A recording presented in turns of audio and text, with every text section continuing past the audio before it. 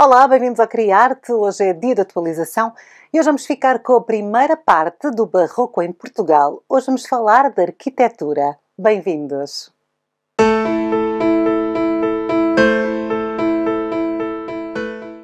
Olá, bem-vindos ao Criarte. O meu nome é Sara. Hoje é dia de atualização no nosso canal e nós no nosso canal vamos continuar a falar de Barroco, mas hoje vamos saltar, vamos para outro país. Vamos para o país mais a sul da Europa, o país que fica ali no final da terra da Europa e que entra pelo mar dentro. Vamos falar de Portugal. Nós já falámos acerca do Barroco em Itália, que foi onde o movimento do Barroco nasceu. Depois fomos até a Espanha, que é um Barroco muito dramático, um Barroco assim carregado de influência religiosa. Depois saltámos até a Holanda, vimos o Rembrandt, vimos o Vermeer, que é um típico Barroco um pouco diferente. Depois fomos até à Flandres, conhecemos o Rubens, não é verdade? Que é um Barroco muito mais jovial, com muitas mulheres, assim umas mulheres que enchem as telas todas. Demos também um saltinho até Inglaterra, vimos como isto do Barroco se introduziu ali numa sociedade muito medieval, que era a sociedade inglesa antes do Barroco chegar. E hoje vamos então falar acerca do Barroco no país mais a sul da Europa. Nesta altura, eu vou-vos dizer que o Barroco em Portugal tem características muito diferentes. Nós ainda depois de Portugal vamos a um outro país europeu, que é a França, vamos falar do Barroco francês e vamos acabar com o Barroco então na Europa e depois saltamos para as Américas. Mas eu quis falar do português antes do francês porque o francês marca o final do Barroco realmente. Mas na verdade o português tem um tempo diferente. Porquê? Porque o movimento madeirista levou muito mais tempo em Portugal do que no resto da Europa. E porquê? Porque Portugal vivia uma situação muito complicada, a nível social, a nível económico e a nível político. Portugal estava sob o domínio de Espanha, era a dinastia dos Filipes. Os Filipes eram reis de Espanha e Portugal. E existia a chamada União Ibérica. Na verdade, não existia um rei português no trono de Portugal. E isto levava a que Portugal estava muito descontente. Então o Barroco em Portugal tem muitas fases. Uma fase durante o período filipino, em que Portugal fazia parte da União Ibérica, um período que se arrastou ali durante a Guerra da Independência, em que Portugal entrou em guerra, estava numa profunda crise, não tinha dinheiro e estava em guerra contra os espanhóis, para se livrar dos espanhóis. E depois, então, um terceiro período, que é o período em que finalmente Portugal colocou um rei português no trono, mas era um rei absolutista. Temos 3 fases de Barroco em Portugal e vamos ter, então, 3 partes para este vídeo.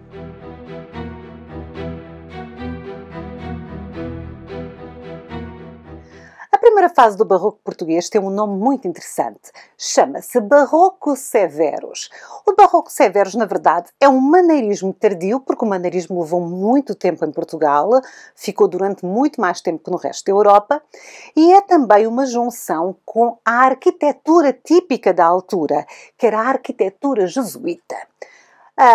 Os jesuítas construíam por todo o território português, porque nesta altura os portugueses expandiram-se, não é verdade? E tinham várias colónias, vários territórios em diferentes pontos do mundo, e os jesuítas iam para todos esses pontos do mundo e construíam. E o que eles construíam era uma arquitetura simples. Era uma arquitetura chamada arquitetura de chão, uma arquitetura muito fácil de se erigir em qualquer ponto do mundo. Eram edifícios como basílicas, mas de quarto único, com uma capela mor profunda, com capelas laterais, sem decoração interior ou exterior, com um portal e com janelas muito simples. Este estilo muito simples permitia que, depois da construção estar realizada, poderia ser facilmente alterada com decoração. E a decoração já tinha a ver com o sítio onde esta igreja, não é verdade, estava a ser construída. Se fosse no Brasil, podiam decorar com temas que tinham a ver com o povo brasileiro. Se fosse em Angola, podiam decorar com temas que tinham a ver com o povo africano. Entendem? Se fosse na Índia e por aí fora. Portanto, a construção era simples, era retangular, era muito fácil de se construir e depois era facilmente alterada com a decoração. O primeiro período do Barroco coincide com isto, porque o Barroco não começa a construir de raiz. Ele pega nestes edifícios já existentes e transforma-os através da decoração. São, na maioria, construções religiosas, com fachadas simples, com pouca decoração, com exceção do altar principal de planta retangular. Em vez das curvas e das contracurvas, nós aqui temos o quê? Temos linhas regulares, abobadadas, arcos e contrafortes. No entanto, devido a Portugal estar isolado e a sofrer em plena guerra da sucessão, a tentar se livrar do domínio espanhol, muitas construções passaram do maneirismo diretamente para o período do rococó. Passamos assim para plantas octogonais e hexagonais. Entretanto, com toda esta situação política, Portugal entra na Guerra da Sucessão e chegamos a uma data importantíssima para o barroco português e para a própria sociedade portuguesa. Chegamos a 1755.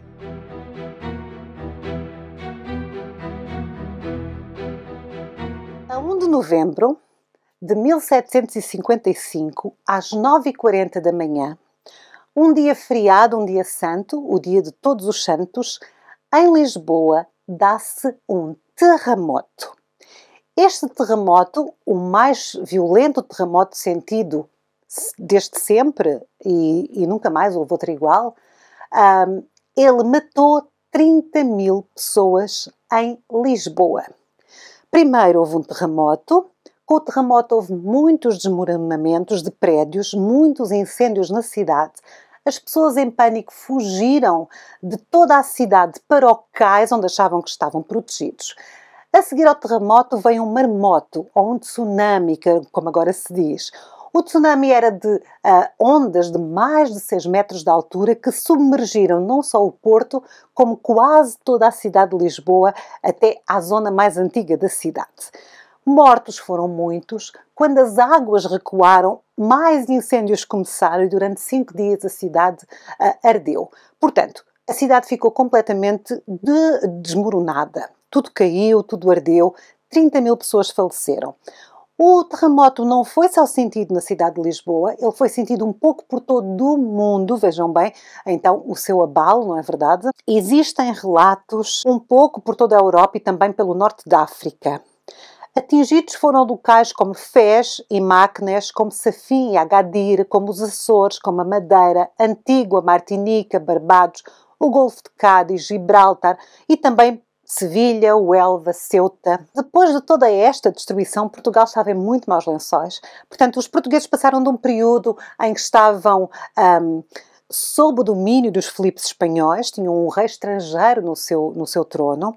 Depois passaram por um período de guerra de sucessão em que tentaram livrar-se, mas a guerra tem sempre custos muito altos, quer a nível económico, quer a nível social. Depois, finalmente, tinham um rei português no trono e veio então um terremoto devastador que destruiu não só a cidade de Lisboa, como muitas outras cidades, normalmente na faixa costeira até ao Algarve, todo o território sentiu. Depois disto, queria-se o quê? Queria-se reconstruir. A cidade de Lisboa ficou arrasada, o país inteiro estava arrasado, estava numa situação económica muito difícil, mas tinha que se reconstruir. E nesta altura começa então a segunda fase do barroco, que é o chamado barroco joanino. Barroco joanino é a fase mais interessante do barroco português. Sabem porquê? Porque é a fase mais original. O barroco é um movimento global, nós todos sabemos disso, mas cada país adapta-o à sua cultura. E é nesta segunda fase que Portugal vai adaptar o seu barroco. A arquitetura joanina desenvolve-se mais no norte do país do que no sul. O norte de Portugal é um marco do barroco português. Aliás, a cidade do Porto é património mundial da Unesco, é considerada a cidade mais barroca do país.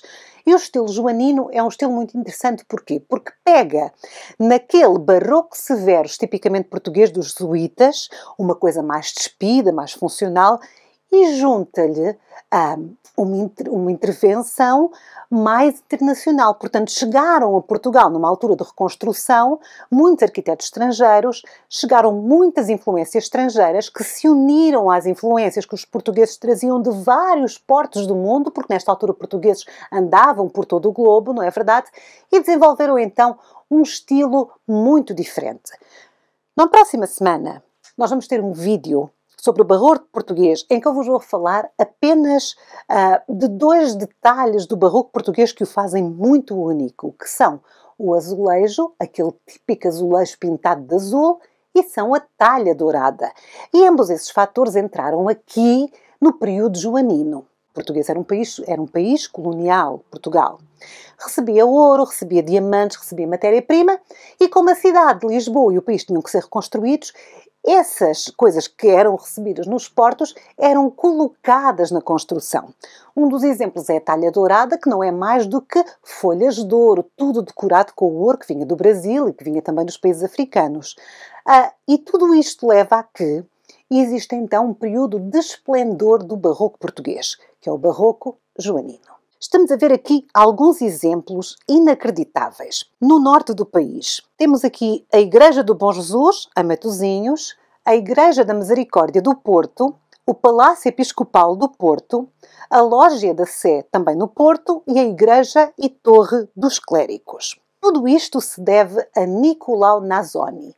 Nicolau Nasoni é o maior arquiteto barroco português. Na verdade, ele era italiano, só que ele veio para Portugal jovem e toda a sua obra se encontra em Portugal. E foi ele que trouxe, então, esta influência italiana, já com um pouco de francês, com muito do alemão, porque a família real portuguesa tinha muitos príncipes que vinham da Alemanha, através do casamento, e acabou por criar este estilo inconfundível e lindíssimo, super trabalhado, muito barroco e muito português. Temos centros de barroco diferentes, 2 a norte do país, 2 no sul, são barrocos de inspiração diferente. No norte temos então a cidade do Porto, com um barroco com uma forte influência espanhola e ligada às ideias do barroco italiano, não é verdade? Depois temos em Braga um barroco mais decorado. E atenção que o barroco em Braga tem influências chinesas e influências indianas. Porquê? Porque Portugal era um país de viajantes, não é verdade? Que traziam estas influências. Então eles pegaram nestas coisas que achavam mais exóticas e colocaram no seu barroco. Como há o exemplo da Igreja de São Vicente de Braga e da Igreja de Santa Madalena. A sul do país, mais a sul, temos então mais 2 centros, um no Alto Alentejo, que é um barroco mais neoclássico, mais simples, com linhas mais regulares, como é este exemplo que estamos a ver, da Igreja de Nossa Senhora da Lapa, em Vila Viçosa, e temos, claro, na zona de Lisboa, um grande centro de influência, e vamos ver então uma das obras mais conhecidas do barroco em Portugal, que é este, o Palácio de Mafra, que também é um convento. Aqui temos um barroco com influências da Alemanha. Temos então aqui um barroco que se abre para o mundo. Não temos apenas a Flandres, a Holanda, a Itália, a Espanha como influências, e a França também. Temos como influências a China, a Alemanha, a Índia e também vêm muitas influências das Américas. É um barroco mais internacional. E esse é realmente a terceira e última fase do barroco em Portugal.